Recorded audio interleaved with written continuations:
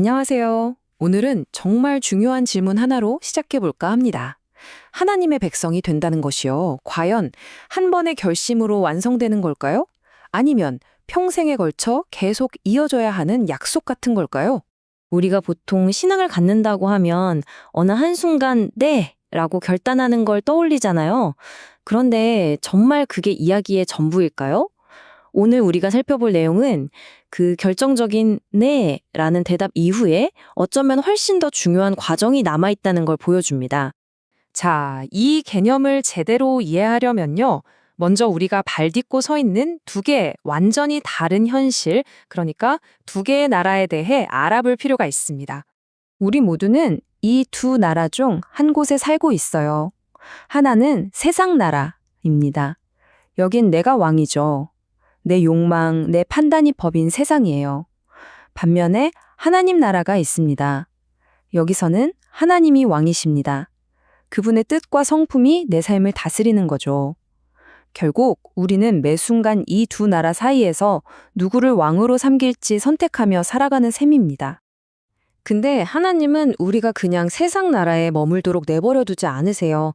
각자에게 아주 개인적인 초대를 보내시죠.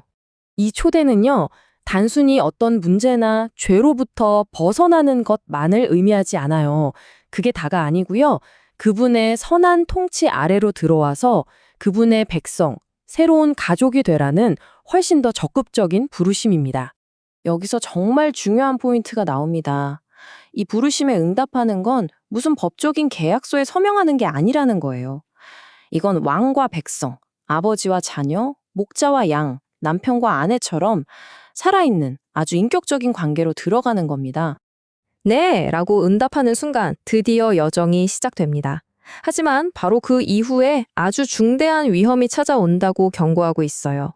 처음에 아무리 진심으로 네! 라고 대답했다고 해도요. 그 마음을 적극적으로 지키지 않으면 시간이 흐르면서 그냥 희미해져 버릴 수 있다는 겁니다. 이게 바로 우리가 마주하는 진짜 위험이죠. 성경은 이런 상태를 패역한 백성, 즉 반역한 백성이라고 불러요.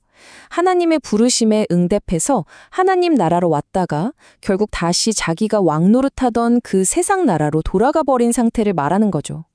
진짜 도전은 바로 여기에 있습니다. 자, 그렇다면 이렇게 희미해지는 위험에 대한 해결책은 과연 뭘까요? 그 답은 바로 적극적인 유지에 있습니다. 이게 구체적으로 뭘 의미하는지 한번 살펴보죠. 핵심 개념은 유지입니다. 하지만 이건 그냥 가만히 있는 수동적인 상태를 말하는 게 아니에요. 여기엔 머무르다라는 훨씬 더 깊은 뜻이 담겨 있어요. 매일매일 하나님과의 관계 안에 적극적으로 머무르고 거하기로 선택하는 것. 아주 능동적인 행위죠. 히브리서 13장은 이 유지의 구체적인 방법들을 아주 잘 보여줘요.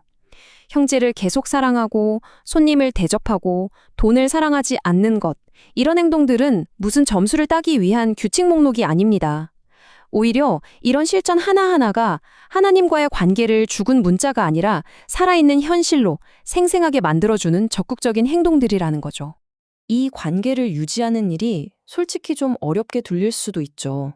하지만 우리는 결코 혼자가 아닙니다. 우리의 이 노력은 절대로 흔들리지 않는 기반 위에 세워져 있거든요. 살다 보면 세상이 우리를 버릴 수도 있고 박해할 수도 있고 모든 걸 앗아갈 수도 있잖아요. 현실은 정말 만만치 않습니다. 하지만 이렇게 불안정한 세상과는 정반대로 하나님께서는 아주 강력하고 변치 않는 약속을 하십니다. 내가 결코 너희를 버리지 아니하고 너희를 떠나지 아니하리라. 우리가 그분 안에 머무려는 그 노력은 우리를 절대 놓지 않으시겠다는 그분의 굳건한 약속으로 보장되는 겁니다. 그래서 핵심은 바로 이겁니다. 우리의 꾸준함은 그분의 꾸준함에 뿌리를 두고 있어요. 예수 그리스도께서는 어제나 오늘이나 영원토록 동일하시니까 그분이 변하지 않으시기 때문에 우리도 그분과 함께 머무르기 위해 계속 노력할 수 있는 거죠. 결국 이 모든 걸 종합해보면 믿음에 대한 우리의 관점이 완전히 바뀌게 됩니다. 믿음은 과거 어느 시점에 끝난 단 한 번의 사건이 아니에요. 바로 오늘, 지금, 이 순간 내가 살아내야 할 매일의 선택이 되는 겁니다. 여기서 우리가 꼭 가져가야 할 핵심은 이거예요. 하나님의 백성으로 남아있으려는 그 노력 자체가 바로 하나님의 백성으로 사는 것과 같다는 사실입니다. 오늘 이야기는 여호수아의 이 강력한 선언으로 마무리하겠습니다. 오직 나와 내 집은 여호와를 섬기겠노라. 이것이야말로 매일의 선택이라는 믿음의 본질을 정말 잘 보여주는 말이죠. 자, 그렇다면 오늘 여러분은 누구를 왕으로 섬기시겠습니까?